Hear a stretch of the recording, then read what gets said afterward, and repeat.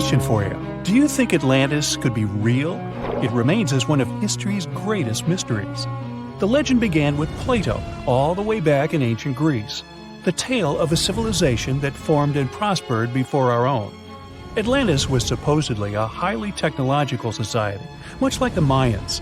But, as the legend says, due to the people's greed, they were punished by a flood that destroyed and submerged their cities. Different theories try to guess Atlantis' location. Some say it was in the Mediterranean Sea. Some say it's beneath the Bermuda Triangle.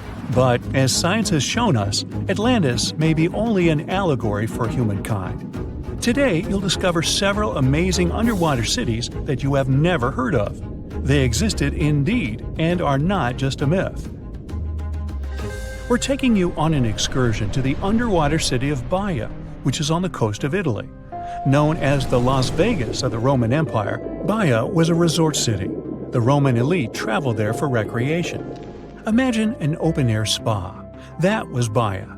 You can visit the submerged town by scuba diving and get close to that perfectly preserved, magnificent Roman sculpture, a true underwater wonder. You can spot the crumbled temples and buildings through glass-bottom boats. This is a moss-covered museum in Claudio's Nymphaeum. To your left, you can see a collection of classical Greek statues. Swimming down the Via Herculeana, you'll arrive at Villa Aprotio. Villas are Italian-style houses, and here you can admire their original marble floors. Notice the black and white patterns and the astounding shapes they make. Next, you'll arrive at Portus Julius. Can you see the collapsing wall structures at the bottom of the seafloor? You'll see well-preserved columns and limestone floors. Behold the ruins of the thermal baths of Lacus. The remaining multicolored mosaics are something great to see. You'll see their orange, blue, and green tiles if you get close enough. At Pisoni's Villa Pila, you'll see 25 preserved Roman pillars. Notice the arches, the frescoes nearby, and the magnitude of this well-kept treasure. The city was located over natural volcanic vents, so there were hot springs to be used at will. People went there looking to have an excellent time. And when I say people, I mean some of the great Roman emperors we learn about in school: Nero, Cicero, Caesar. But around the 8th century, the city was sacked and the luxurious town was abandoned. Slowly, the water level rose and the city started to drown. You are on a summer vacation off the coast of Greece, 4 hours outside of Athens, in the Peloponnese Peninsula on Pavlopetri. You dust off your snorkel and head for a free dive on a bright sunny day. Sometime into the dive, you start noticing patterns on the seabed. 13 feet below the surface, the outline of familiar objects starts to appear, one by one. As you continue swimming, what looks like the outline of an entire city emerges before your eyes. You wonder, how could water have taken the whole city? Rocks are perfectly aligned into what appears to be the foundation of a building. Nicholas Fleming, a British oceanographer on vacation in Greece, was the person that discovered Pavlopetri. He was documenting the seafloor artifacts. The team found the site filled with pots, storage vessels, and tools. A quern stone, for instance, is a tool used for grinding grains and turning them into flour. Multiple amphoras, which were found then, indicate that this settlement dated back to the Bronze Age, 5,500 years ago, when people started living in towns. The settlement is believed to have lasted for over 2,400 years. Pavlopetri is considered today the oldest submerged town yet found, and it's impressive that it wasn't a simple village. It was a vibrant port city with stone-built buildings, a marketplace, streets, and even squares. Let's continue our exploration and find secrets in other underwater cities. You are diving off the coast of the Ryukyu Islands. Pacific waters are far from smooth. There's a strong current pulling you into the deep sea. Suddenly, you see a huge structure thanks to the sunlight shining down on the seabed. At first, it looks like Machu Picchu's ruins across the globe in Peru. As you approach it, you slowly figure out its form. A pyramid-shaped structure, arches, staircases. It's something that could have easily been a palace or castle. Could this also be a sign of human activity? What you just saw is known today as the Yonaguni Monument. It also goes by the name of Japan's Atlantis. The entire monument is about the size of 5 football fields and the height of a 5-story building. Its most surprising feature is its expansive terraces that host large crowd gatherings. Explorers and scientists believe that Yonaguni dates back to 10,000 years ago. But whether it is a man-made structure or a natural formation is still under debate. For Japan's top marine geologist, Professor Masaki Kimura, Yonaguni is the heritage of a lost civilization. Kimura has dived into exploring the ruins over 100 times over the past 10 years. According to him, there are clear signs of human activity down there. The Triangle Pool, located on the monument's surface, is a triangle-shaped concave that is a historical symbol of water fountains in the region. There is also a giant turtle carved on the eastern side of the structure. And according to Kimura, turtles have an important cultural meaning. Several pieces of stone tools have been recovered from the site.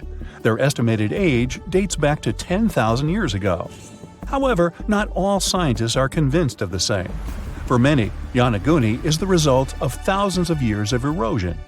The fact that the monument is composed of one massive rock leads them to believe that it is not human-made.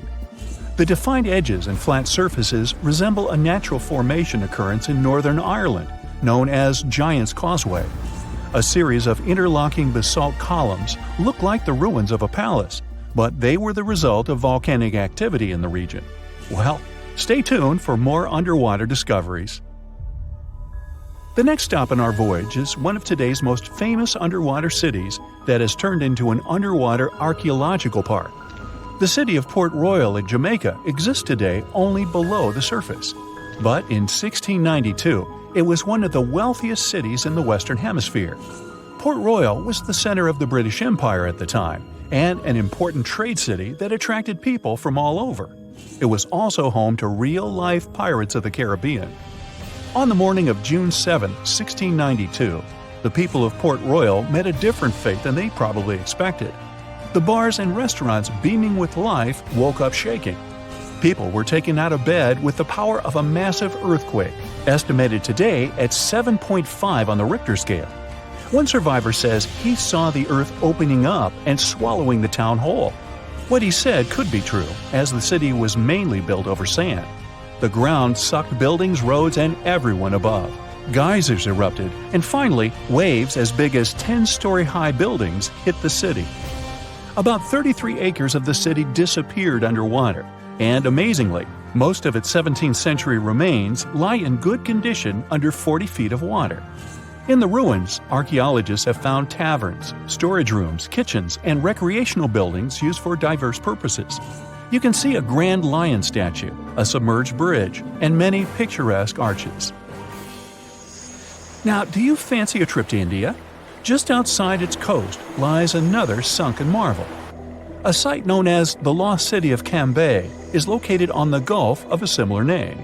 It remained hidden until 2001, when the National Institute of Ocean Technology did a routine water assessment.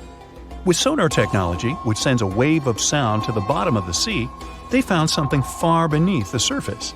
Images showed well-defined geometric shapes spread along a 5-mile stretch. The remains found dated to more than 9,500 years ago, meaning that this civilization was lost at around the end of the Ice Age. Debris recovered from the site included construction material, pottery, beads, sculptures, and even bones. Scientists argue whether these artifacts are indeed from the site, but if they truly are, then the lost city of Cambay would be the oldest civilization in the world. Let me take you to a place that seems to be out of this world.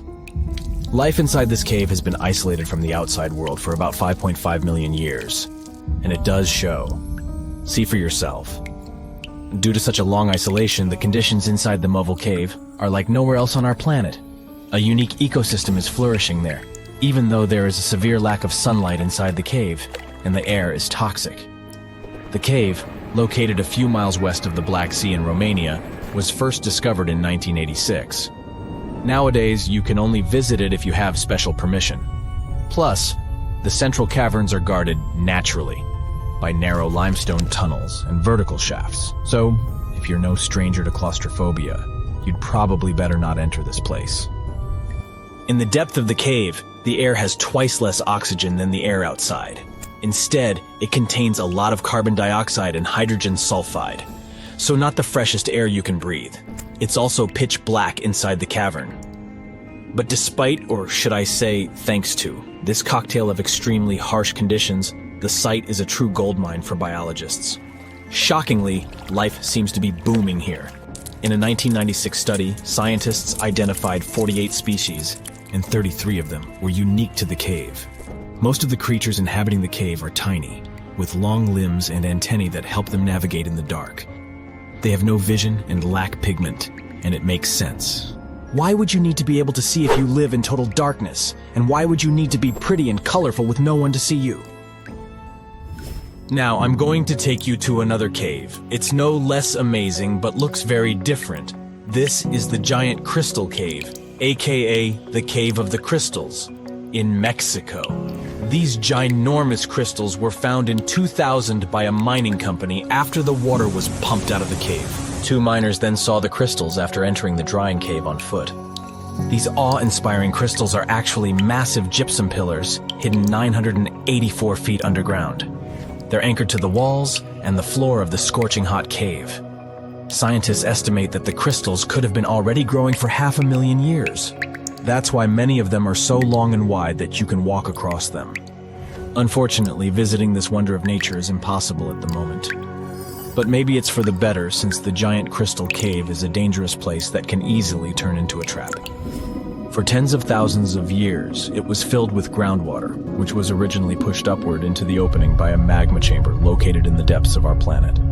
The magma under the cave kept the water hot, but eventually the temperature of the water dipped below 136 degrees Fahrenheit. As a result, the water started to fill with calcium and sulfate, whose particles began to recombine into gypsum. And then, white-tinted crystals took over the cave. And since they stayed underwater, they were able to keep growing. You don't have to fly to space to take a closer look at a black hole. Scientists have found something very similar to black holes in the southern Atlantic Ocean. A black hole has such an enormous gravitational pull that once something gets pulled inside, it doesn't have any chance to escape. Even light can't get out of a black hole. But ocean black holes seem to be almost as powerful as their space relatives. But instead of catching the light, they do the same with water. Ocean eddies are massive whirlpools that spin against the main current. They usually swirl billions of tons of water, and most of them are larger than a city. These whirlpools are so powerful that nothing trapped by them can escape. But the scariest thing is that you might not even notice heading into one of them. These things are so huge that you won't spot their boundaries until it's too late. When scientists started exploring ocean vortices with the help of satellites, they discovered the borders of several eddies. After that, they managed to prove that, mathematically, these whirlpools are the same as mysterious black holes in space. Massive eddies are surrounded by super-tight barriers where fluid moves in closed loops. Even water can't get out from the inside of these loops. That's why tight ocean vortices play the role of enormous containers. Water inside them can be totally different from the ocean surrounding an eddy. And I'm not only talking about its temperature.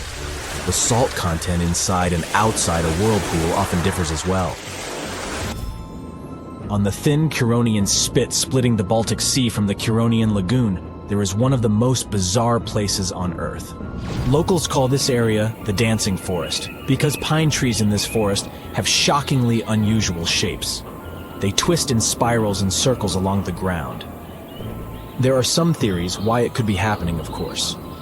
Some people claim that huge amounts of positive and negative energies once clashed in that spot. More down-to-earth individuals believe that the reason is geological. Sandy soil in the area is too unstable to hold trees growing upright. The most popular is the idea that strong winds blowing from the water influence the shape of the trees. In any case, experts haven't come to the final conclusion yet. Look at these underwater crop circles. For the first time, they were spotted in 1995, close to southern Japan's coast. Local divers called these 7-feet-wide structures mystery circles. The enigma had been plaguing many minds for almost 16 years until the culprit was finally caught. Imagine the researchers' surprise when it turned out to be a male pufferfish. The fish needs a bit more than a week to build one circle, and the aesthetics are obviously crucial. A male is swimming inside the circle, digging valleys in the sand with its fins. But that's not all. The fish also use shells and corals to decorate particular parts of their circles. This whole build-a-circle thing has a practical purpose as well. The way a male fish swims pushes the sand toward the center of the circle and creates a mound which later serves as a nest. The next mystery on our list is in the Caribbean. Just off the coast of Belize, there's a giant sinkhole. That's the Great Blue Hole. It's about 1,000 feet across and more than 400 feet deep. Once, a long time ago, this hole was a cave. But then rising waters filled it, making it collapse in on itself. The deeper you'll descend into the Great Hole's crystalline waters, the darker it will become. You'll see tons of stalactite-filled caves there, but entering them is extremely dangerous, unless you want to get hopelessly lost. Once you reach a depth of 50 feet, you'll notice that the water is shimmering. That's the invisible line dividing the sinkhole's salty top from the freshwater abyss. You might want to turn back right now. Who knows what you might come across in the murky depths.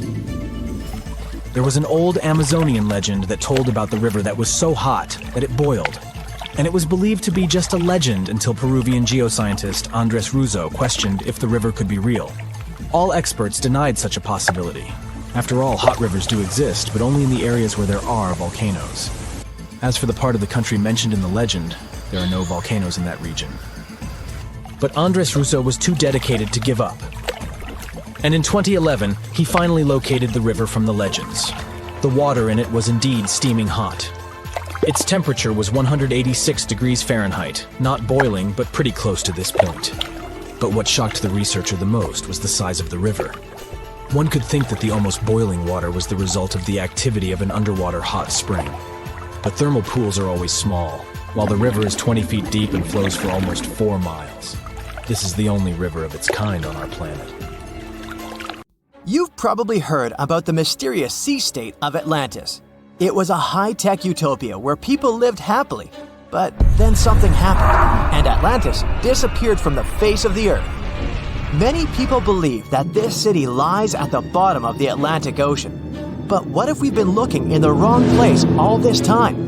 What if it's somewhere different from where they're trying to find it? What if all this time Atlantis was in the middle of the Sahara Desert? Well, this unexpected theory has some evidence, but to study this version, you first need to understand what Atlantis was and how we got to know about it. The very first mention of the mysterious city was in 360 BCE. Ancient philosopher Plato wrote about Atlantis. His work, Dialogues, described Atlantis as a rich land with advanced technologies.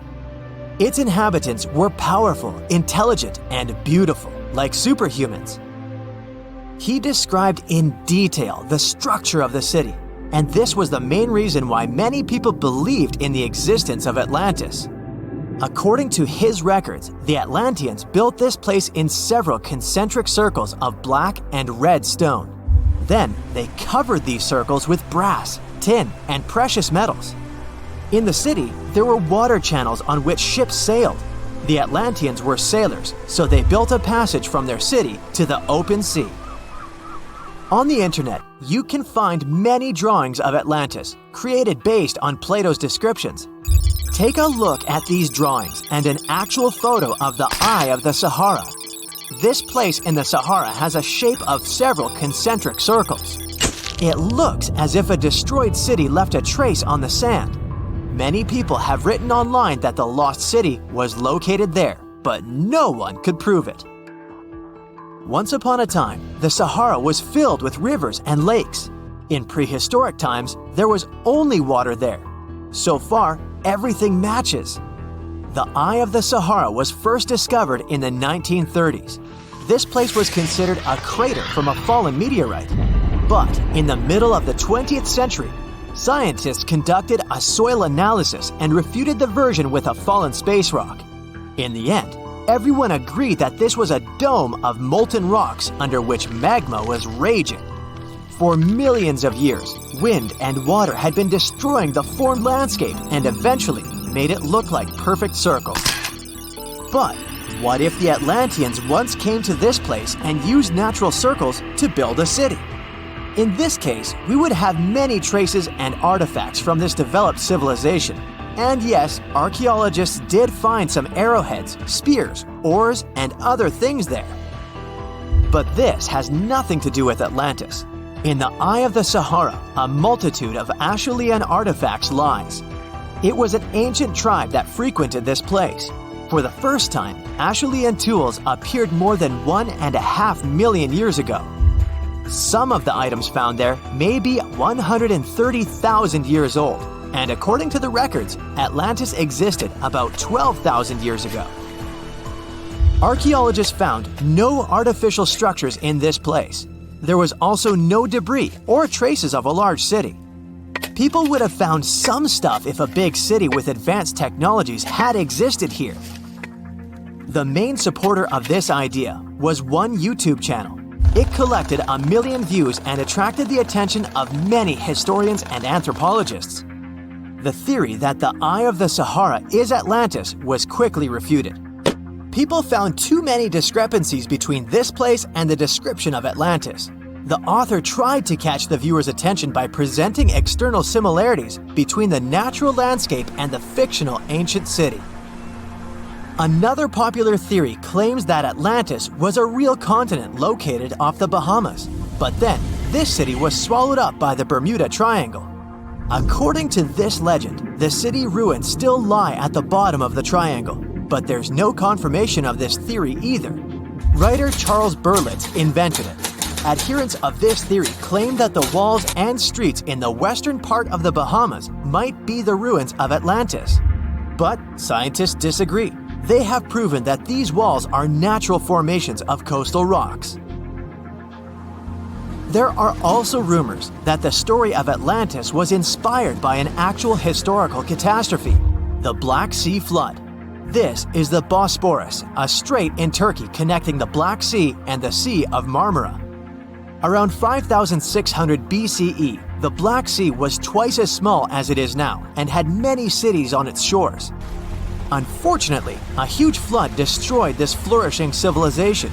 Within a year, cities descended underwater, and surviving inhabitants moved to foreign lands and spread stories about the flood. Maybe these stories inspired Plato to come up with Atlantis. In the 1950s, people came up with another version. Atlantis was the continent that is now Antarctica. Tens of thousands of years ago, a warm continent with a developed city shifted to the northern part of our planet because of the movement of Earth's crust. The Atlanteans couldn't adapt to the cold conditions, and Atlantis was covered with a thick layer of ice. This theory was refuted when scientists began studying the tectonic plate's nature. It turned out that Earth's crust couldn't have moved such a huge continent as Antarctica. The tectonic plates don't behave this way at all. But the main question is, was Atlantis real? No one had described it before Plato. Perhaps the philosopher came up with it. Maybe he did this to emphasize the correctness of his views on life and to identify his philosophical theories. In his works, he wrote a lot about divine and human nature and how people can destroy this nature. He spoke of decaying ideal societies because of immoral behavior and vices. The Atlanteans were once moral, spiritual people who created a utopia, but then they became greedy and mean. They destroyed their inner nature, and for this, they had to witness the destruction of their city. One night, fires and earthquakes hit Atlantis and plunged the city into the sea. The higher powers punished people for their immoral behavior, and Plato also wanted everyone to be afraid of moral decay. But judging by the descriptions of the earthquakes and fire, it may seem that Atlantis was destroyed by a volcanic eruption, as it was with the ancient Roman city of Pompeii. And such destructions have happened pretty often throughout history. Natural disasters ruined many developed cities. One of the most famous cases occurred in 1100 BCE in the Mediterranean Sea, when a volcanic eruption destroyed the highly developed Minoan society. The Minoan society existed for about 2,000 years. These people mostly lived on the islands of Crete and Santorini, located north of Crete. The Minoans had beautiful houses, a sewage system, and a developed economy. They were engaged in agriculture, grew fruits and vegetables, painted frescoes, and made jewelry. They were the first people to found the thalassocracy, an empire based on the sea. They lived off of fishing, piracy, and maritime trade. At the time, they performed cruel rituals, and their way of life was far from moral. They were used to earthquakes on the island of Santorini, so they reinforced the walls of the city with wooden beams, but they didn't know what a volcanic eruption was. And when the sulfur smell appeared in the air, they didn't suspect the impending catastrophe. When the volcano spilled out tons of lava and ash, all the residents of Santorini abandoned their homes and tried to escape, but they couldn't. The eruption and earthquake triggered a tsunami. A large wave flooded the coastal part of the island of Crete.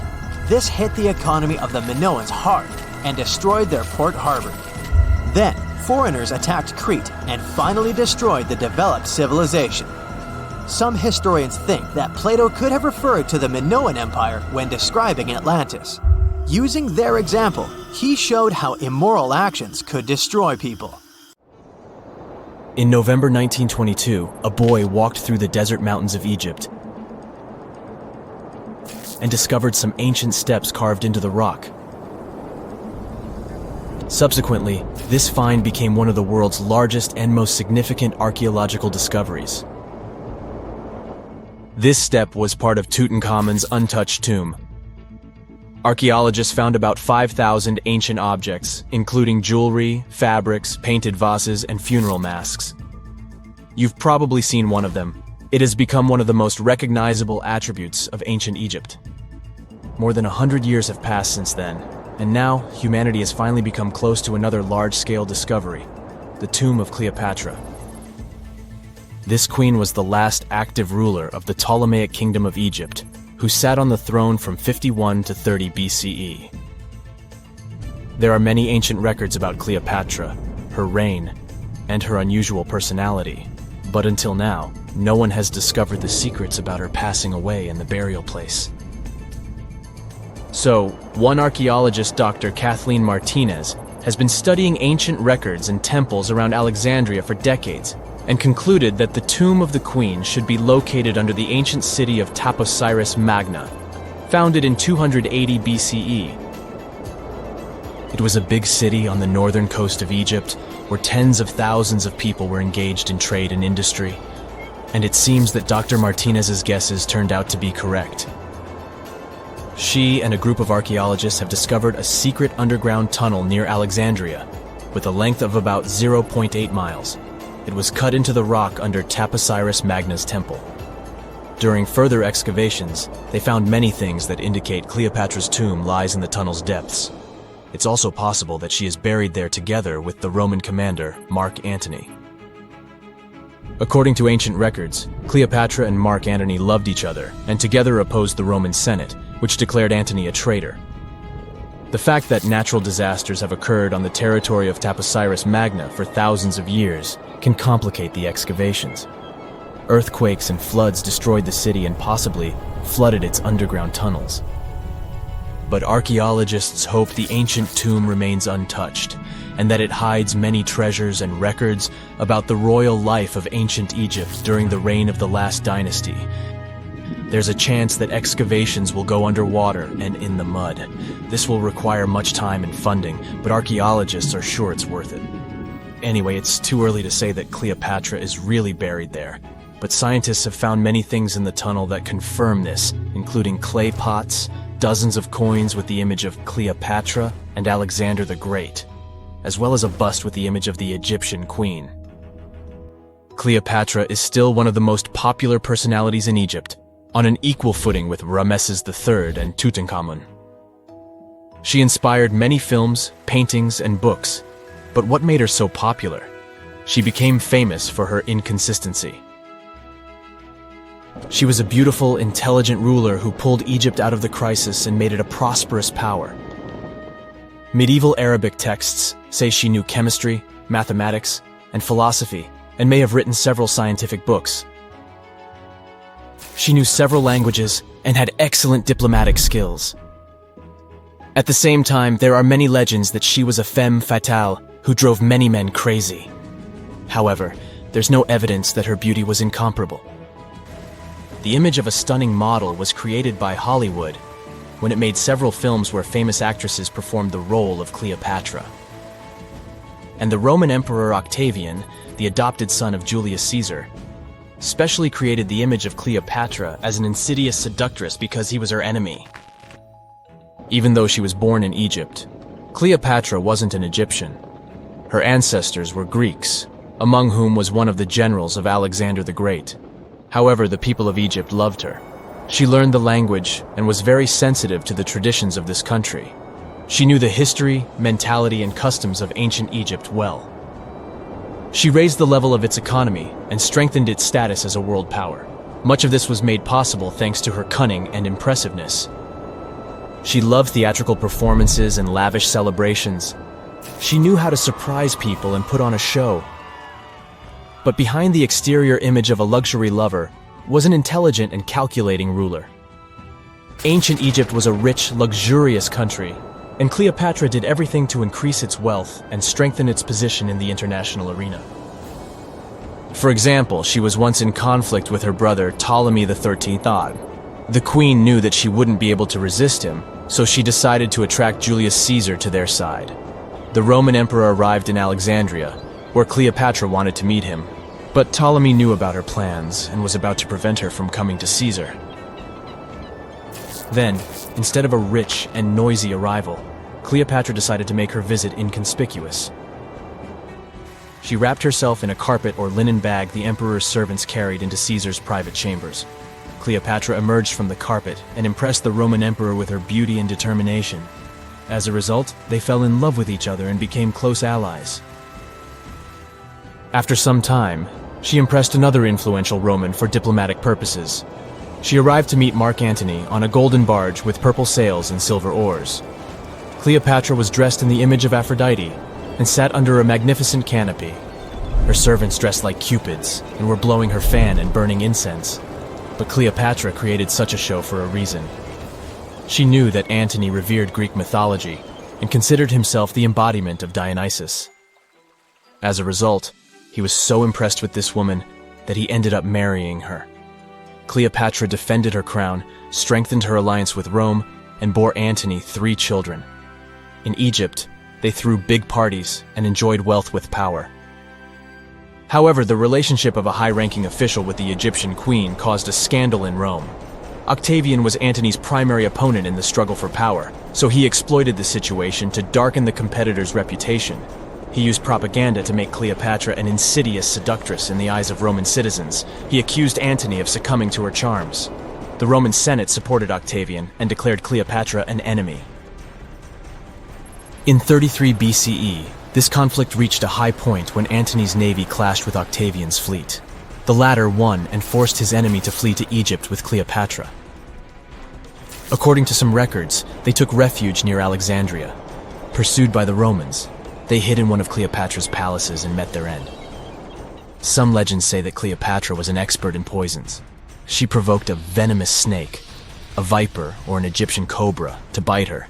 Also, according to another legend, she pricked herself with a poisonous needle. There's a theory that Cleopatra always carried an ampule with poison inside her hairbrush. And when she was cornered, she soaked the needle with this poison and pricked herself. None of this can be said for sure. Scientists are still trying to find out the truth. Perhaps when they reach Cleopatra's tomb, the world will get more answers about her tragic fate. She is considered the last ruler of Egypt. After her passing, Octavian plundered her palaces and temples and returned to Rome, where he became the main emperor. He successfully ruled the country and expanded its borders. His reign ended when he turned 75. World history would have looked different if Cleopatra and Mark Antony hadn't lost that naval battle. By the way, did you know that more time has passed between Cleopatra's reign and Neil Armstrong's flight to the moon than between the reign of the Egyptian queen and the construction of the Great Pyramid of Giza? Armstrong took a step on the Earth satellite in 1969, 38 years after the birth of Cleopatra. And the construction of the pyramid took place in 2560 BCE. Imagine how long the history of ancient Egypt is. Cleopatra is closer to us in time than to the pyramids. In 2018, the most powerful underwater earthquake occurred between East Africa and Madagascar. There was a deep rift between the Earth's crust and the mantle. Hundreds of thousands of tons of magma came out on the surface of the ocean floor. After that, a huge underwater volcano with a height of 2,700 feet was formed near the coast of Madagascar. This is almost twice the height of the Empire State Building, and all this is hidden under the water. French scientists studied this place since it had regular seismic activity. When the geologists went on an expedition to the coast of Madagascar, they discovered this giant underwater rock, which was not here until recently. With the help of geological equipment, they discovered the earthquake happened deeper than usual, below the Earth's crust. Geologists created a special observatory to monitor the situation at this site in real time. Between February and May 2019, they recorded about 17,000 seismic activities below the ocean floor. Scientists had never recorded such deep earthquakes.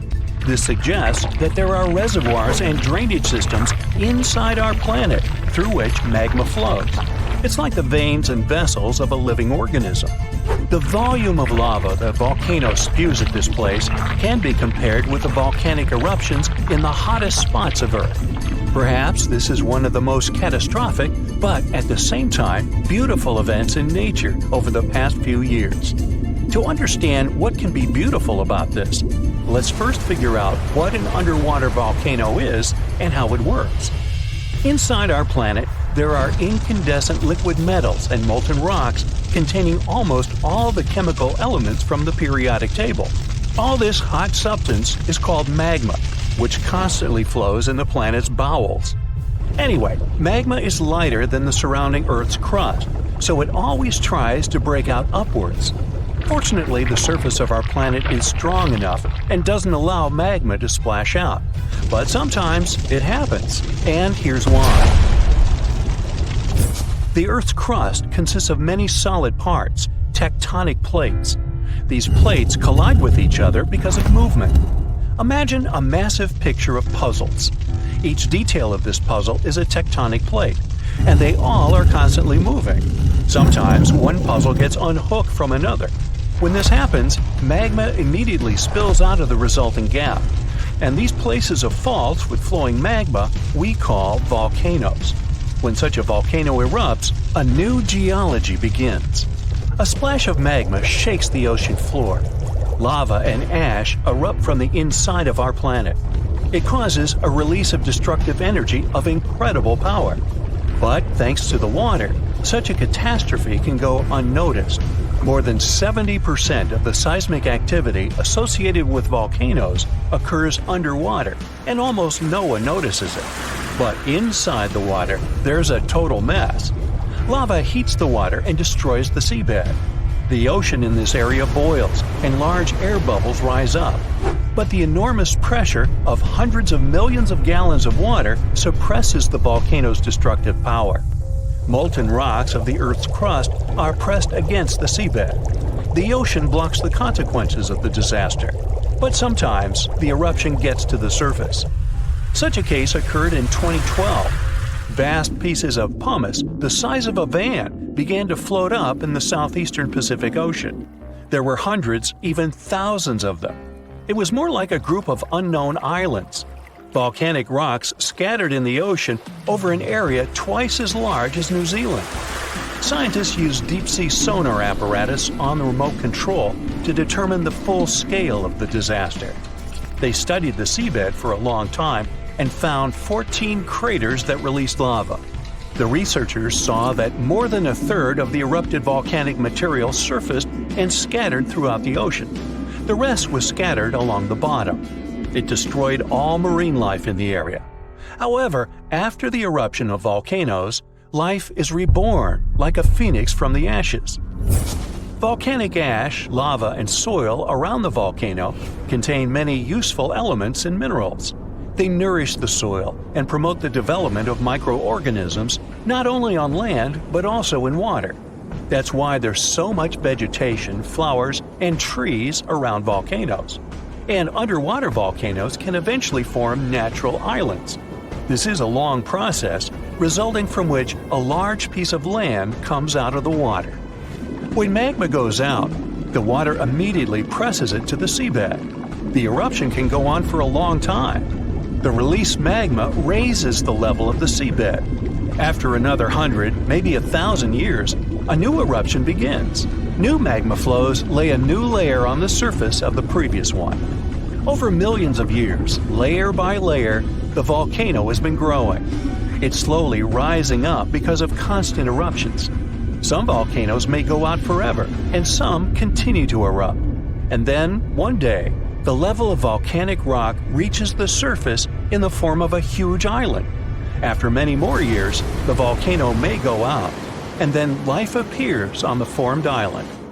The destroyed seabed area is filled with animals, trees, flowers, and plants. These volcanic islands have unique ecosystems because they develop separately from all continents. Observing such islands helps scientists understand how life on Earth was born. There are hundreds of islands around the world that have appeared because of eruptions of underwater volcanoes. You can find them in Hawaii, Indonesia, and Iceland. Many of them are inhabited by people. They build villages and small towns there. The ground on such islands is fertile. Fruits and vegetables grow there. The water is filled with fish. Such places may seem like paradise, but at the same time, it's dangerous to live there because the volcano may wake up. One of the most famous eruptions occurred on the island of Ogashima, south of Tokyo. People built a beautiful city right in the crater of an active volcano, and in May 1785, the eruption began. No one expected this to happen. At some point, thousands of birds rose and flew away from the island, and then the ground began to shake. A heavy, low sound came from beneath the underground depths. Thick smoke escaped from the top of the green volcano.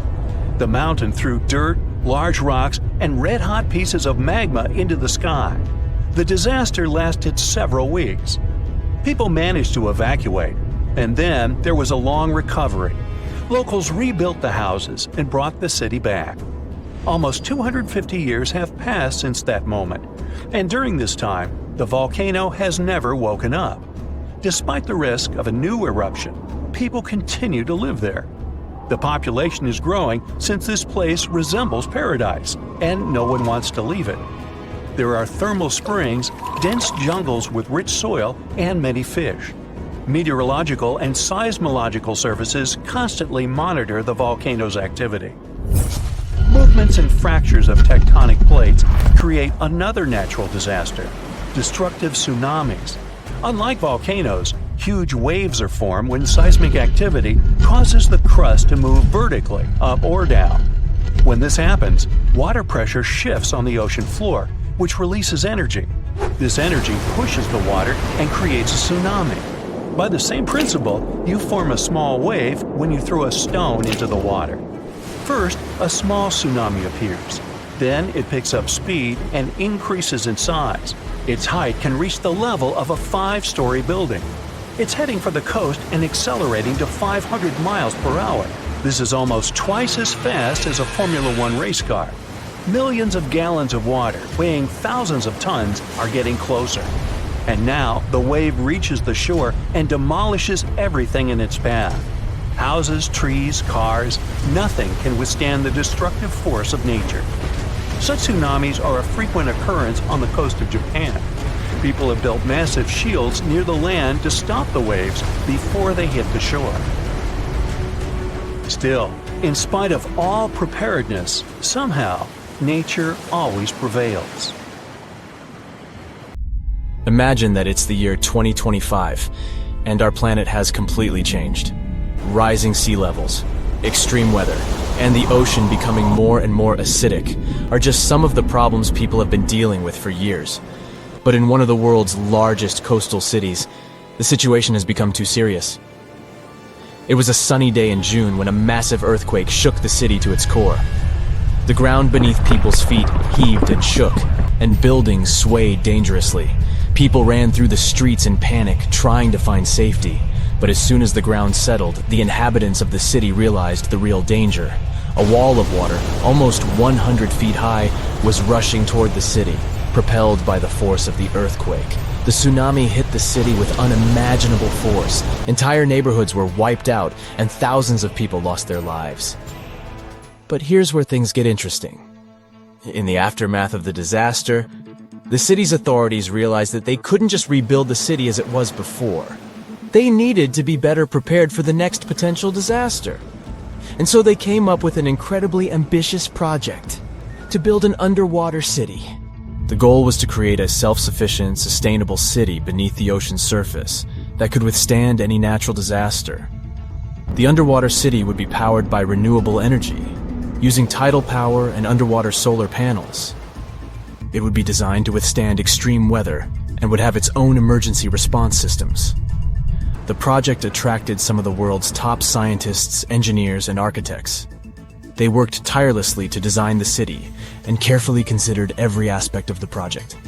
The underwater city would have everything that a typical city had, from schools and hospitals to stores and restaurants. There would be underwater farms where fish and other marine creatures could grow.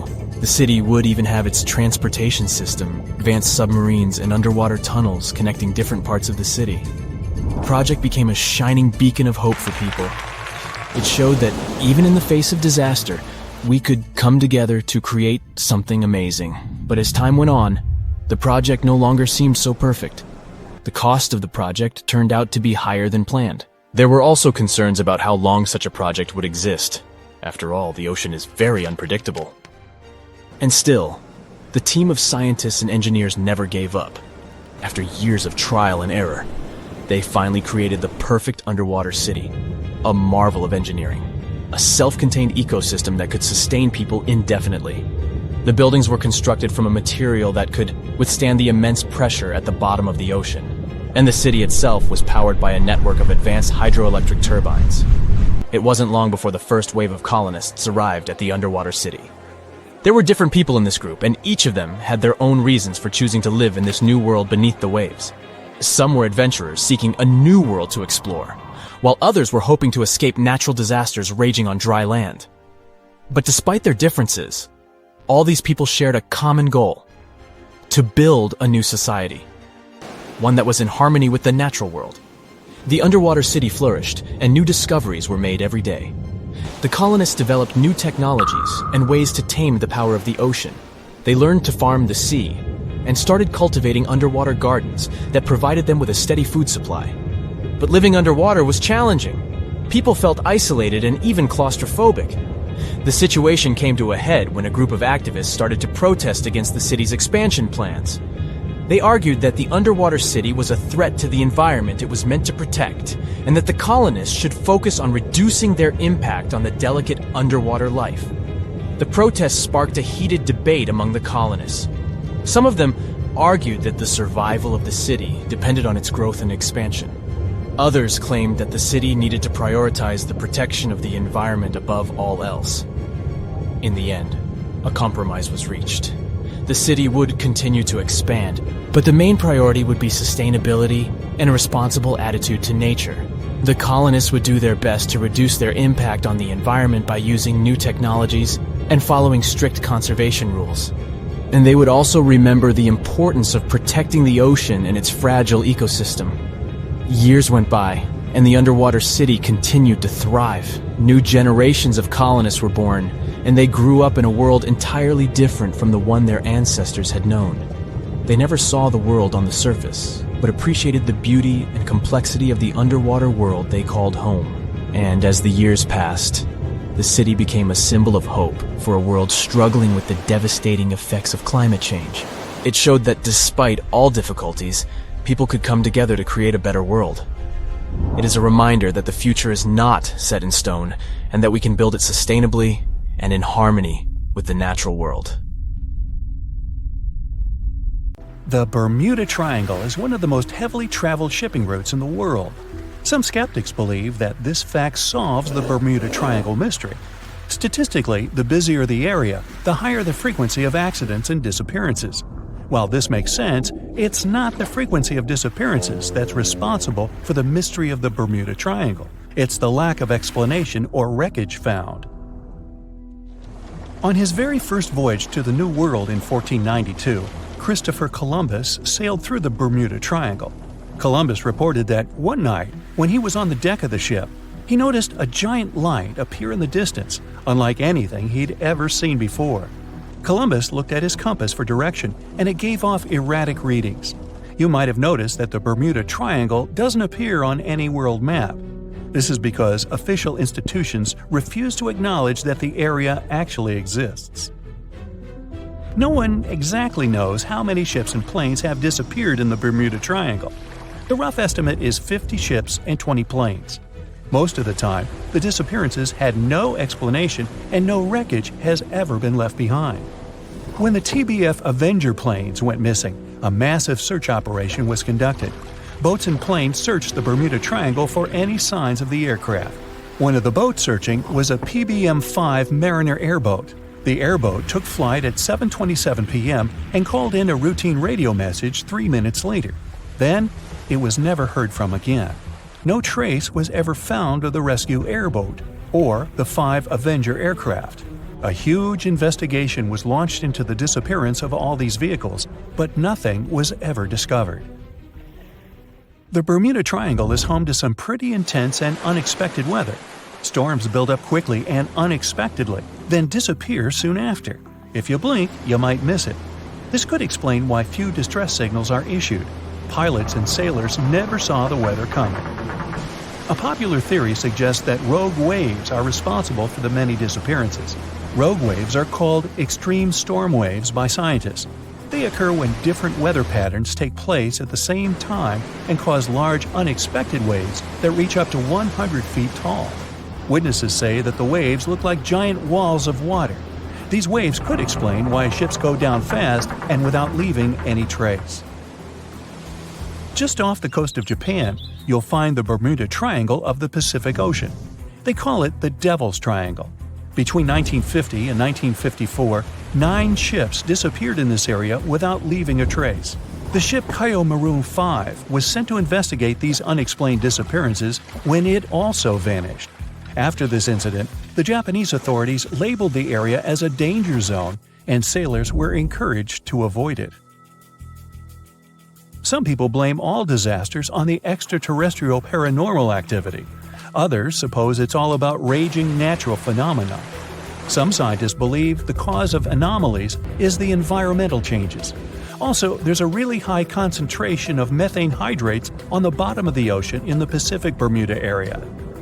This gas tends to set off, and when it happens, bubbles start forming on the surface of the water. These gas eruptions can interrupt the ability to float and can easily sink a ship. Because of this chemical reaction, there won't be even a trace left. Underwater volcanoes are said to be another possible explanation for the Japanese Dragon's Triangle. In fact, they can take down even small islands.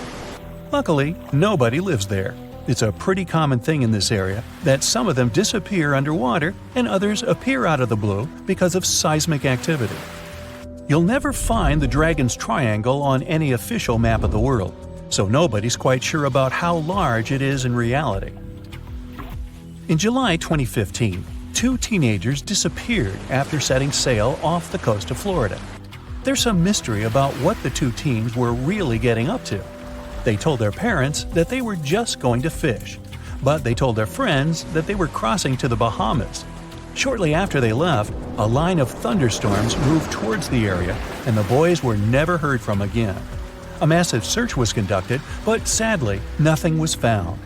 1 year later, the pair's boat was found off the coast of Bermuda with a broken iPhone and some personal effects left inside. One of the most popular and bizarre theories trying to solve the Bermuda Triangle mystery comes from Charles Berlitz. He insists that the area is home to the lost city of Atlantis.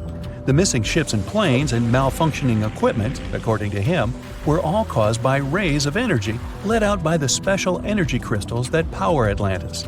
While this sounds silly, Berlitz's theory was convincing enough that over 20 million people bought his book worldwide. Previously, the compass wouldn't work well in the Bermuda Triangle since the lines of the 2 poles coincided here, true north and magnetic north. But if you fall into this line, your compass will behave strangely. but the magnetic north is constantly shifting, and now it's far beyond the triangle. No legend says pirates of the last centuries operate in the Bermuda Triangle, or that the Flying Dutchman makes other ships disappear. A popular theory is that ships travel to the distant past or future through a time portal in the Bermuda Triangle. Fortunately, these are all myths. Just imagine hundreds of giant tentacles reaching out to a group of ships sailing through the Bermuda Triangle. In the past centuries, they could easily sink an entire fleet, since the ships were made of wood and were lighter. Squids wrapped decks with their strong tentacles, made holes in the ship's hulls with their sharp beaks. Toothy suction cups could break the masts and tear the sails. The water was filling the holds and slowly rising to the deck. The ship sank in a matter of minutes. Survivors reached the shore and told everyone about huge monsters. This is how the legends of the Kraken appeared. Fortunately, now people have sonars and equipment for monitoring the sea space. They say the main reason why this place is so enigmatic must be the magnetic fields that form this ominous triangle. Ocean floor is made of rocks containing a lot of magnetite. It's more like iron. Magnetic fields react to the high concentration of magnetite on the ocean floor, which may start a sort of conflict between the two. It can often lead to various weather anomalies and, as a result, navigation issues. And naturally, any changes in the ocean floor or the Earth's magnetic fields influence the Bermuda Triangle a lot. Magnetic fields tend to shift their position, so do tectonic plates and even the continents, even though we never notice it. The skies are usually very clear there, but back in 1883, some people witnessed abnormal things in the area. Some claim to have seen large blocks of ice falling from the skies, and the crew even managed to save one as hard proof. Seems like the Bermuda Triangle has an alternate not only on Earth, but even in space. Spacecraft usually don't disappear into thin air though, like there's no air. This anomalous area is really large and stretches right above the South Atlantic. It occupies the area from Chile to Zimbabwe and sits right at the point where Van Allen radiation belts are the closest to the surface of our planet. The Earth has two such belts, which come in handy trapping the particles that shoot in from the Sun. They do a great job protecting the Earth from radiation. The magnetic field there is lower, so it allows the Earth's radiation belt to come closer to the surface. Whenever a satellite passes by, it will be exposed to radiation, which might lead to serious damage. So, no satellite can take pictures of it. The South Atlantic anomaly is part of the Earth where natural radiation just flows out of control. Still, there is little evidence that all these triangles are really dangerous. Many believe the Bermuda Triangle itself has been proven time and again to be nothing but a work of fiction. In fact, some shipwrecks, such as the Ellen Austin, gained popularity in the middle of the 20th century, while nobody even thought of drawing a triangle in the Bermuda area before that. The mystery was popularized by science fiction writers and became a common myth, while no serious research proved it any more dangerous than other parts of the world's ocean. So, the crew of the Ellen Austin back in 1881 weren't even aware of the Bermuda Triangle back then, let alone afraid of it. What do you think?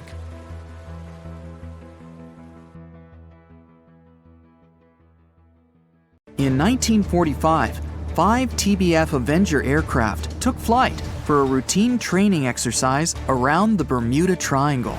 In the middle of the exercise, the planes were struck by intense rain and heavy winds, despite the clear weather forecast. The pilots became extremely disoriented and radioed the base to report that their navigational equipment had stopped working.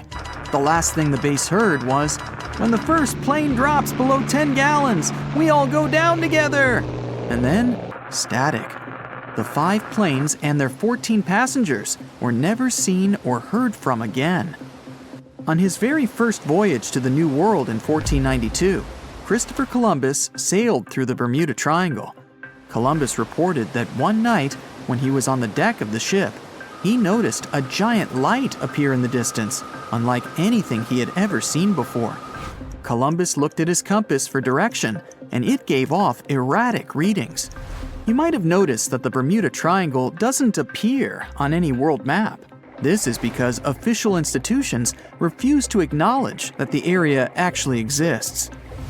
In March 1918, carrying a crew of 306 people, the USS Cyclops left Barbados and headed home to Baltimore.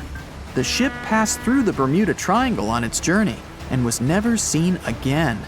The Cyclops never issued any distress signal and disappeared without any explanation, making it the largest ship to go missing in the Bermuda Triangle.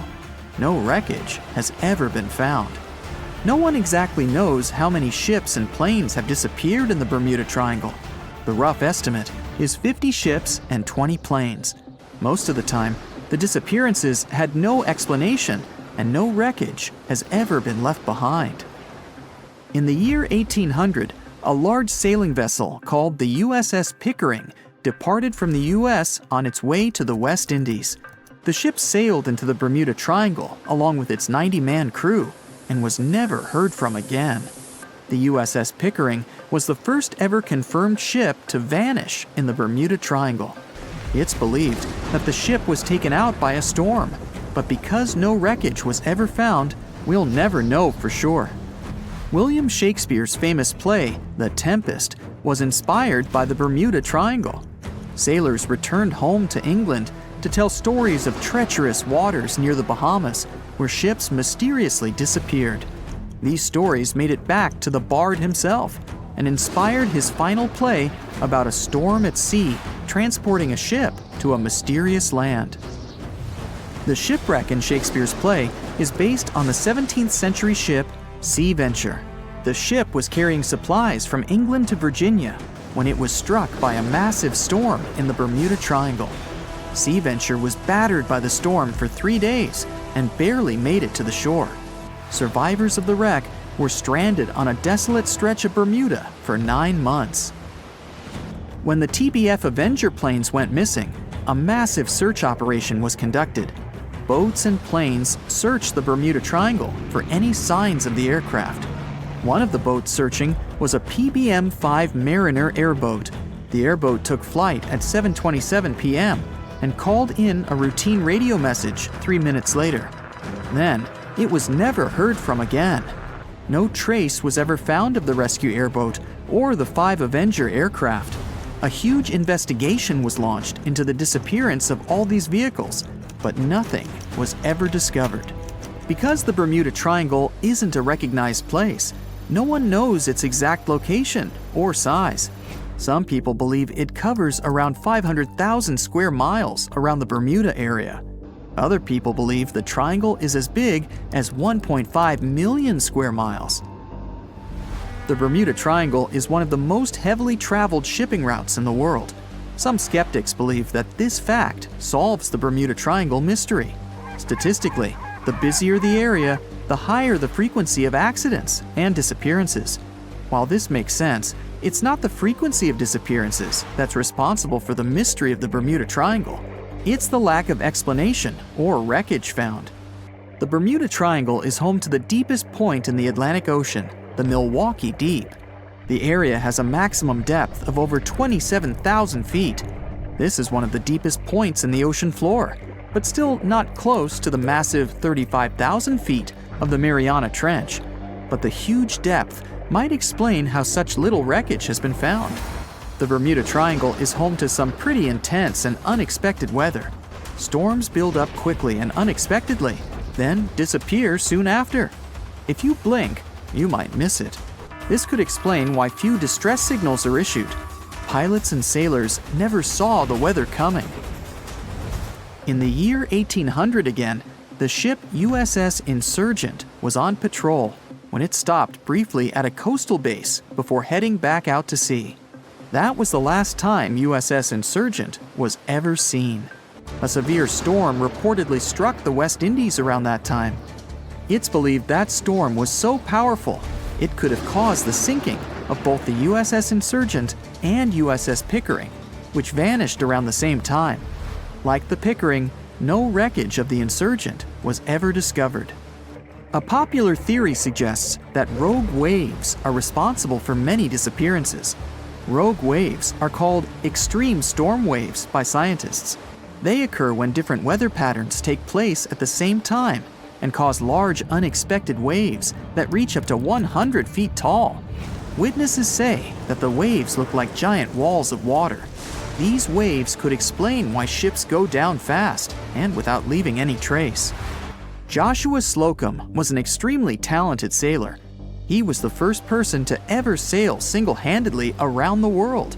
But sadly, he was no match for the Bermuda Triangle. In November 1909, Slocum said goodbye to his wife and set off on one of his usual winter voyages to the West Indies.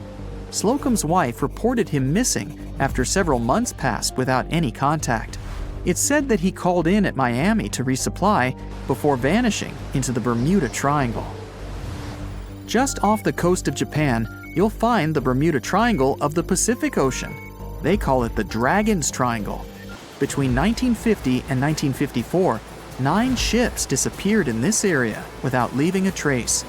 The ship Kaiomaru 5 was sent to investigate these unexplained disappearances when it also vanished. After this incident, the Japanese authorities labeled the area as a danger zone, and sailors are encouraged to avoid it. On the ocean floor, decomposing organisms let off large concentrations of methane gas that gets trapped under the water. This gas can build up until, boom, it ruptures. The gas surges up to the surface and erupts. If a ship was in the area of one of these ruptures, the water would become much less dense and cause the ship to sink rapidly and without warning. Scientists believe this could be the cause of the many disappearances in the Bermuda Triangle. While this theory makes a lot of sense, it doesn't seem too likely. The United States Geological Survey has stated that no large releases of gas are believed to have occurred in the Bermuda Triangle for the past 15,000 years. In July 2015, 2 teenagers disappeared after setting sail off the coast of Florida. There's some mystery about what the 2 teens were really getting up to. They told their parents that they were just going to fish, but they told their friends that they were crossing to the Bahamas. Shortly after they left, a line of thunderstorms moved towards the area, and the boys were never heard from again. A massive 15,000-mile search was conducted, but sadly, nothing was found. 1 year later, the pair's boat was found off the coast of Bermuda with a broken iPhone and some personal effects left inside. One of the most popular and bizarre theories trying to solve the Bermuda Triangle mystery comes from Charles Berlitz. He insists that the area is home to the lost city of Atlantis. The missing ships and planes and malfunctioning equipment, according to him, were all caused by rays of energy let out by the special energy crystals that power Atlantis. While this sounds silly, Berlitz's theory was convincing enough that over 20 million people bought his book worldwide. As an experienced sailor and the first man to ever sail non-stop on his own around North and South America, Matt Rutherford has seen a lot during his voyages. But what he saw in 2013 while sailing through the waters of the Atlantic with his colleague surely stands out. Some 800 miles off the coast of Bermuda, not far away from the famous Bermuda Triangle, they noticed a boat that seemed to be moving by itself. The sails weren't up and the motor wasn't running. The sailors decided to check if there was someone who needed their help aboard, so they moved closer to the mysterious ship. Once they got there, things only got weirder, as they realized there wasn't a living soul aboard. Rutherford started filming to document their discovery. The boat looked so awfully abandoned that they expected to find some pretty scary things in there. But it didn't stop Rutherford from searching the vessel. The boat, which turned out to be named Wolfhound, looked like an upscale one, probably costing hundreds of thousands of dollars. It was pretty weird to find it floating by itself in the middle of the ocean. It seemed like whoever abandoned it was leaving in a rush. There were clothes and other personal belongings all over the main cabin. Some parts of the ceiling had fallen and some drawers had popped open. The brave sailors decided to tow the ghost ship back to Bermuda. It wasn't easy because Wolfhound was bigger and heavier than their boat. After days at sea, the crew was running low on fuel and asked a passing freighter to stop and give them some gas. They kept pulling Wolfhound until the tow line got wrapped around the rudder and they realized they could get stranded in the Bermuda Triangle. So they had to abandon the ship. What really happened and how Wolfhound ended up in the middle of the ocean will probably remain a mystery. Rumor has it that it belonged to a member of the Royal Irish Yacht Club. The ship was going on its first voyage from Connecticut to Bermuda and then Antigua. It got in a terrible storm around 400 miles away from Delaware. The winds were so strong that the yacht suffered 2 knockdowns. A Greek cargo ship rescued the crew. They left the ship with an emergency beacon on. The rescued crew members shared that they saw the ship sink, which only adds more questions to the story. How did it get back to the surface? Does the Bermuda Triangle have anything to do with that? Christopher Columbus himself reported some unusual compass activity going on in this mysterious area while he was on his way to the New World. Despite the stories of more than 50 ships and 20 planes disappearing in the area, it remains one of the most heavily traveled shipping routes in the world. Some skeptics believe that this fact solves the Bermuda Triangle mystery. It could make sense because the busier the area, the more accidents happen there. But then again, it's not the number of disappearances that makes the place so mysterious. It's the lack of explanation and wreckage lost for good. The first ever confirmed ship to vanish in the Bermuda Triangle was the USS Pickering. In 1800, it departed from the US on its way to the West Indies. The ship sailed into the Bermuda Triangle along with its 90-man crew. No one ever heard anything from them ever since. The popular explanation is that the ship was taken out by a storm. But because no one found any wreckage, we'll never know for sure.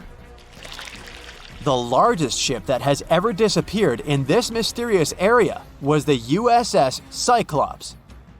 In March 1918, carrying a crew of 306 people, the USS Cyclops left Barbados and headed home to Baltimore. The ship passed through the Bermuda Triangle on its journey and vanished into thin air, or rather, water.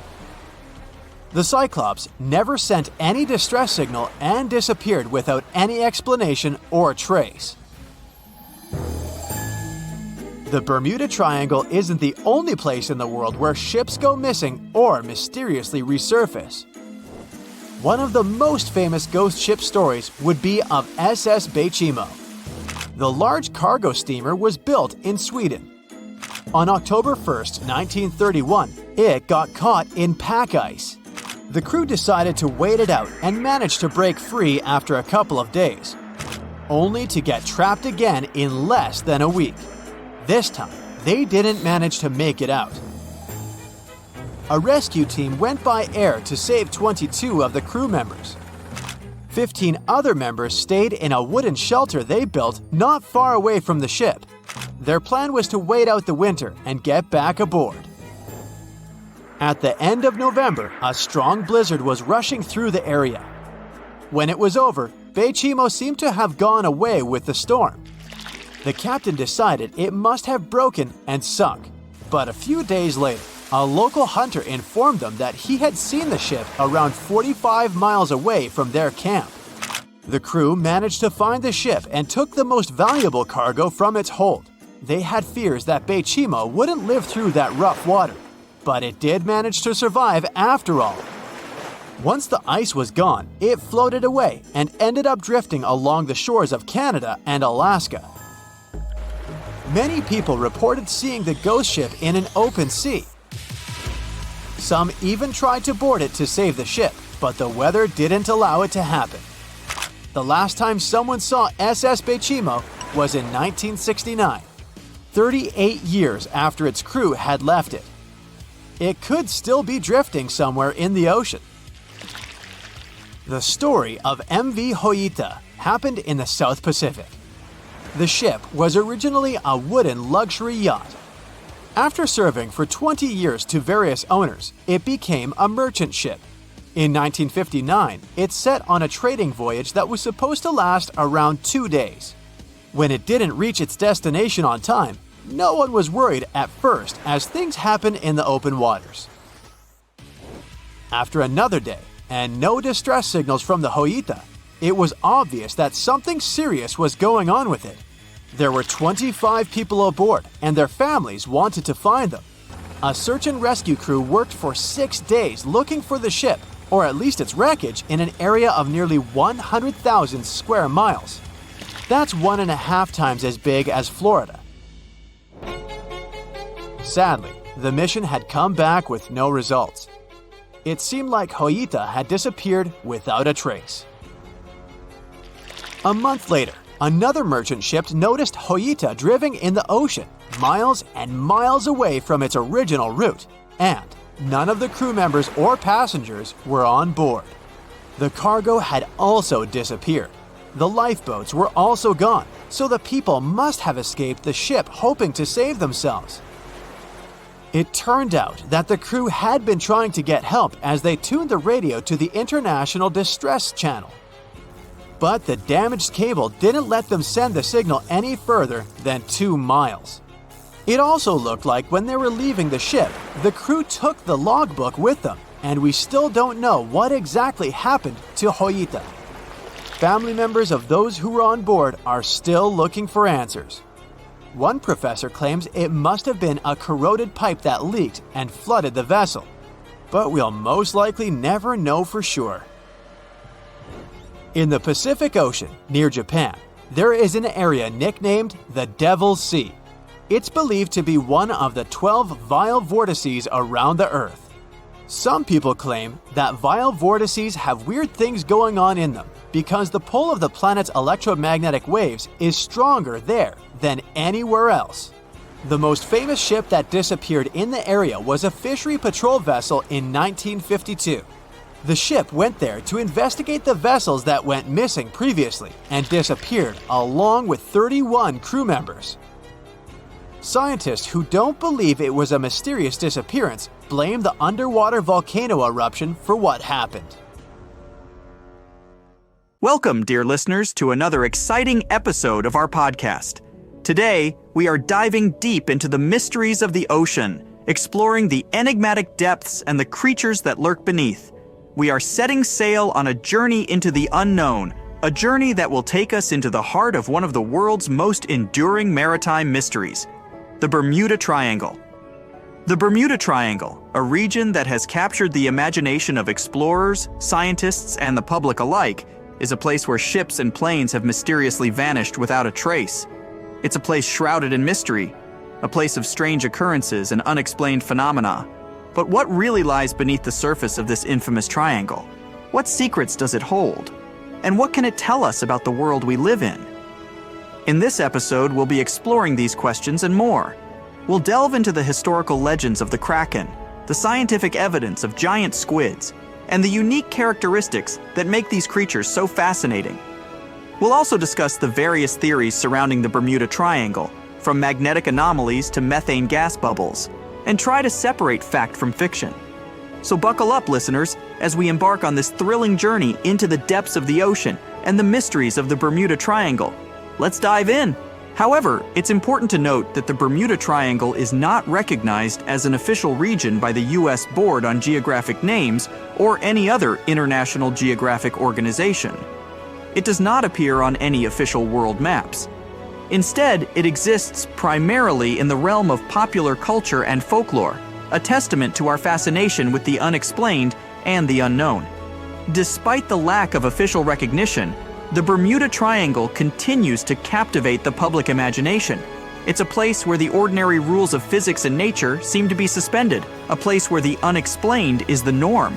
Whether or not the Bermuda Triangle is a hotbed of paranormal activity or simply a region prone to natural disasters and human error, the term Bermuda Triangle has become a symbol of the world's most enduring maritime mysteries. Let's remember Christopher Columbus, the famed explorer, had his own brush with the mysteries of the Bermuda Triangle. On his first voyage to the New World in 1492, Columbus sailed through what is now known as the Bermuda Triangle. His logs from this voyage provide the first written accounts of strange occurrences in this region. According to Columbus's logs, on the evening of October 11th, 1492, he noticed that his compass was behaving strangely. The needle, instead of pointing to magnetic north, was fluctuating and pointing erratically. This was one of the first recorded instances of compass anomalies in the Bermuda Triangle. In addition to the compass anomalies, Columbus also reported seeing a strange light in the distance. He described it as a small wax candle that rose and lifted up, which to some seemed to be an indication of land. However, the light was observed 4 hours before land was sighted, and its source remains a mystery. Columbus's encounter with the Bermuda Triangle adds an intriguing historical dimension to the region's mystery. His accounts of compass anomalies and strange lights are consistent with many of the later reports of unexplained phenomena in the Bermuda Triangle. While Columbus may not have understood the significance of his experiences at the time, his logs provide early evidence of the unusual occurrences that have come to define the Bermuda Triangle. Let's talk some more about one of the most famous incidents associated with the Bermuda Triangle is the disappearance of Flight 19. This incident occurred on December 5th, 1945, when 5 TBM Avenger torpedo bombers, collectively known as Flight 19, vanished during a routine training mission. The flight, led by experienced flight instructor Lieutenant Charles Taylor, took off from the Naval Air Station Fort Lauderdale in Florida. The plan was for the squadron to conduct a bombing exercise in the area, then head north over the Grand Bahama Island before returning to base. However, things didn't go as planned. About an hour and a half into the flight, Taylor reported that his compasses were malfunctioning and that he believed they were flying in the wrong direction. Despite attempts from the ground control to guide them back, the flight continued to stray off course. As the hours passed, the weather deteriorated and radio contact with Flight 19 became increasingly sporadic. The last transmission from the flight was a request for a weather check. After that, Flight 19 was never heard from again. A search and rescue mission was launched, involving hundreds of ships and aircraft. Tragically, one of the search and rescue planes, a PBM Mariner with a 13-man crew, also disappeared without a trace. Despite one of the most extensive sea and air searches in history, no wreckage or bodies from Flight 19 or the Mariner were ever found. The disappearance of Flight 19 remains one of the most enduring mysteries of the Bermuda Triangle. The incident has been the subject of numerous investigations, theories, and speculations, but the fate of the 5 bombers and their 14 crew members remains unknown. The Flight 19 incident serves as a stark reminder of the Bermuda Triangle's reputation as a place where planes and ships seemingly vanish without a trace. What else can we learn? Bruce Gernon's experience in the Bermuda Triangle is one of the most documented and intriguing accounts. On December 4th, 1970, Gernon, along with his father and a business associate, were flying from the Bahamas to Miami in a Beechcraft Bonanza, a small private aircraft. As they were flying over the Bahamas, Gernon noticed a strange cloud formation in front of them. It was a lenticular, or lens-shaped cloud, which is not uncommon. However, as they approached it, the cloud began to change shape and size rapidly, forming a tunnel or vortex. Despite his initial hesitation, Gernon decided to fly into the tunnel, hoping it would provide a shortcut through the storm. Inside the tunnel, Gernon reported experiencing a sensation of zero gravity and seeing lines of white light streaking past the aircraft. His compass was spinning wildly, and his navigational instruments were malfunctioning. After what felt like only a few minutes, they emerged from the tunnel. When Gernon contacted Miami Air Traffic Control, they informed him that only 47 minutes had passed since his last radio check in the Bahamas. However, the flight should have taken 75 minutes. Somehow, Gernon and his passengers had traveled a distance of 250 miles in a time frame that seemed impossible based on their speed and the time elapsed.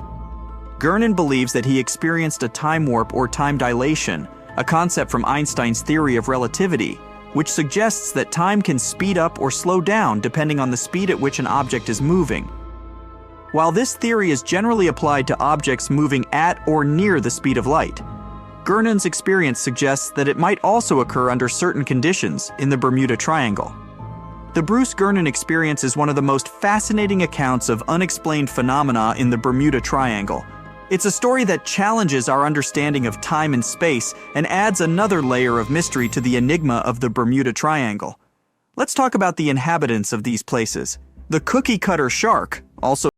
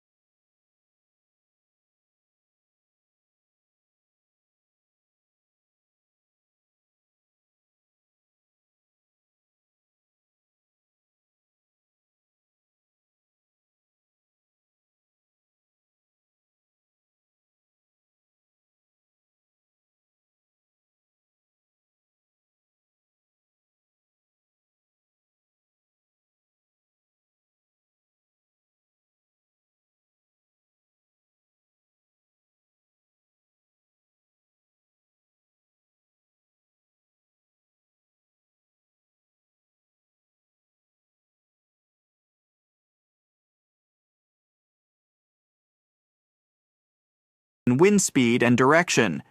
These weather conditions can be particularly dangerous for ships and aircraft. The Gulf Stream, a powerful ocean current that flows through the Bermuda Triangle, is another natural phenomenon that can pose a danger. The Gulf Stream can cause rapid, sometimes unpredictable changes in weather. It can also create choppy sea conditions and can carry away debris, making it harder to locate a ship or plane that is sunk. While the Bermuda Triangle is often associated with supernatural phenomena and alien theories, it's important to remember that many of the disappearances in the area can be explained by natural phenomena. The ocean is a powerful and unpredictable force, and the Bermuda Triangle is a stark reminder of the respect it commands. As we conclude our journey through the mysteries of the Bermuda Triangle, we are left with a sense of awe and respect for the power and unpredictability of the ocean. From the legend of the Kraken to the enigma of the Bermuda Triangle, the ocean continues to captivate our imagination and challenge our understanding of the natural world. We've explored the tales of giant squids capable of sinking ships with their enormous tentacles. We've delved into the stories of ships and planes that vanished without a trace, leaving behind only questions. We've examined the natural phenomena that could explain these disappearances, from methane gas eruptions to rogue waves. We've also considered the role of human error and technological failures in the Bermuda Triangle's mysteries. From navigational mistakes caused by the Earth's magnetic anomalies to the potential for mechanical failures, we've seen that human factors can contribute to the region's dangers. The Bermuda Triangle serves as a reminder of the mysteries that still exist in our world. Despite our technological advancements and scientific knowledge, there are places and phenomena that continue to elude our understanding. The Bermuda Triangle is one such place, a region where the known laws of nature seem to bend and twist, creating a realm of mystery and intrigue. As we continue to explore and understand our world, let's remember the lessons of the Bermuda Triangle. For in the words of Marie Tharp, the pioneering oceanographic cartographer, "The world is a book, and those who do not travel read only one page." Ladies and gentlemen, let's cast our minds back, way back, to a time when seafaring was a perilous endeavor, a time when sailors whispered tales of monstrous creatures lurking in the unfathomable depths of the ocean. Among these tales, one creature stood out, a beast so formidable, so terrifying, that its very name struck fear into the hearts of the bravest mariners. This creature was the Kraken. The Kraken, a monstrous sea creature of colossal proportions, was said to dwell off the coasts of Norway and Greenland. It was described as a giant squid-like beast, capable of dragging entire ships into the watery abyss with its enormous tentacles. The mere sight of this creature was said to be a harbinger of doom, a sign of an impending disaster that would leave no survivors. These tales, passed down from generation to generation, were dismissed as mere sailors' yarns, the product of overactive imaginations and long, lonely nights at sea. That was until the 19th century, when science began to catch up with legend. A beak of an unknown squid, about the size of a human palm, was found on the coast of Denmark. This discovery sent shockwaves through the scientific community. Could the Kraken be real? The answer, it turned out, was a resounding yes. The Kraken was not just a figment of seafaring folklore, but a real creature, a giant squid. Since that groundbreaking discovery, more than 21 species of giant squid have been described, each one more fascinating than the last. The first video of this elusive creature was recorded in 2004 in the waters of the North Atlantic, not far from the infamous Bermuda Triangle. The sight of the giant squid emerging from the ocean's darkness, its tentacles reaching out in a swift, predatory attack, was a sight to behold. It was a moment that bridged the gap between legend and reality, a moment that brought a centuries-old sea monster to life. Diving into the world of giant squids, these creatures are truly a marvel of the deep sea. Their size alone is enough to inspire awe. Some records indicate that the largest giant squid ever found was a staggering 59 feet long and weighed almost a ton. That's the size of a big bus. Some scientists even believe that giant squids can reach up to 150 feet in length, almost twice the size of a basketball court. But it's not just their size that makes these creatures fascinating. Giant squids are equipped with the largest eyes in the animal kingdom, each one about the size of a basketball.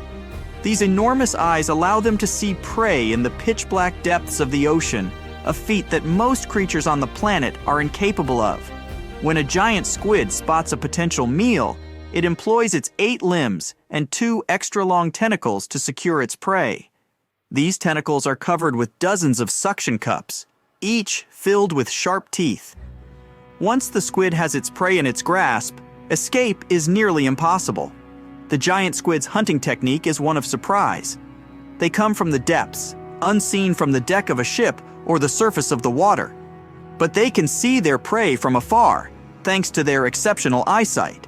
In a swift, sudden attack, they use their tentacles to ensnare their prey, bringing it to their beak-shaped mouth. Despite their size and formidable hunting skills, giant squids remain some of the most elusive creatures on Earth. They spend most of their time at depths of 1,303,000 feet, far beyond the reach of most human exploration. As a result, scientists know very little about their behavior, social life, or habits. But one thing is certain: the ocean is teeming with these incredible creatures, each one a testament to the wonders and mysteries of the deep sea.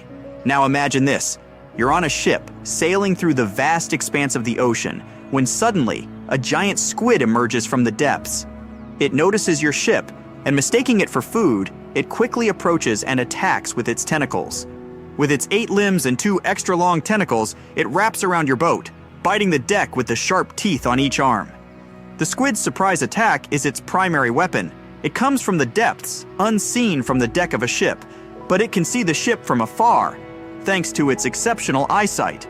In a swift, sudden attack, it uses its tentacles to ensnare the ship, rocking it from side to side until one of its parts sinks in the water.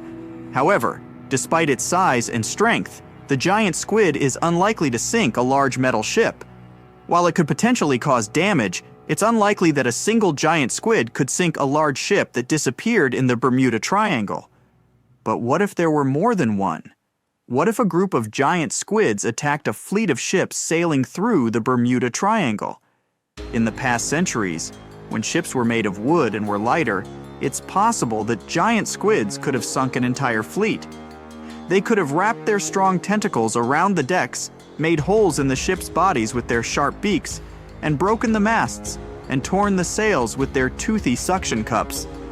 The ships would have sunk in a matter of minutes, leaving only survivors to reach the shore and tell tales of the monstrous creatures that attacked them. These stories could be the origins of the legends of the Kraken, tales of giant sea monsters that have been passed down through generations. While we now have sonars and equipment for monitoring the sea space, the thought of giant squids lurking in the depths, ready to attack, is a chilling reminder of the mysteries and dangers that lie beneath the surface of the sea. The next topic is Bermuda Triangle, a region stretching between the points of Miami, Bermuda, and Puerto Rico, has been the subject of intrigue and speculation for decades. This area, which is one of the most heavily traveled shipping lanes in the world, has been associated with an unusually high number of ships and aircraft disappearing under mysterious circumstances. Theories about the Bermuda Triangle range from the plausible to the fantastical. Some suggest that the area is a hotbed for unusual natural phenomena. For instance, the Bermuda Triangle is known to be a place where compasses point to true north rather than magnetic north, potentially causing confusion and navigational errors. This phenomenon, known as the Oceanic line, could contribute to the disappearances. Another theory points to the presence of large underwater methane gas bubbles. Scientists have discovered craters off the coast of Norway that were likely created by such bubbles. If similar methane eruptions occur in the Bermuda Triangle, they could theoretically sink ships by decreasing the water's density. However, despite the numerous theories and the triangle's ominous reputation, data from the U.S. Coast Guard suggests that the number of incidents in the Bermuda Triangle is not significantly higher than in other parts of the Atlantic Ocean. Many of the disappearances can be attributed to human error, bad weather, and heavy maritime traffic. Moreover, the Bermuda Triangle is subject to frequent tropical storms and hurricanes, and it is also traversed by the Gulf Stream, a strong ocean current known for causing rapid, sometimes unpredictable changes in weather. The region also includes the Milwaukee Depth, the deepest point in the Atlantic Ocean, adding another layer of danger for ships and aircraft. The mystery of the Bermuda Triangle is a complex puzzle. It's a place where natural phenomena, human error, and perhaps even giant squids intersect, creating a web of intrigue and speculation that continues to captivate our collective imagination. Now let's talk about the Cotopaxi. A ship that has become synonymous with the enigma of the Bermuda Triangle, offers a fascinating tale. This ship set sail in 1925, embarking on a journey from Charleston, South Carolina, to Havana. However, it never reached its destination. The ship, along with its crew, vanished without a trace, adding another mysterious incident to the lore of the Bermuda Triangle.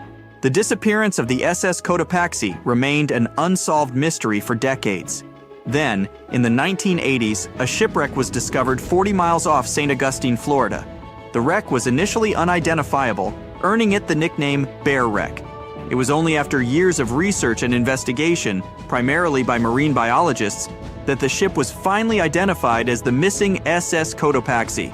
This identification was confirmed in January 2020, almost a century after the ship's disappearance. The reappearance of the SS Cotopaxi raised more questions than it answered. How did the ship end up so far from its intended route? And why did it sink? The shipwreck's location, outside the boundaries of the Bermuda Triangle, added another layer of mystery to the incident. The SS Cotopaxi incident serves as a poignant reminder of the ocean's unpredictability and the enduring mystery of the Bermuda Triangle.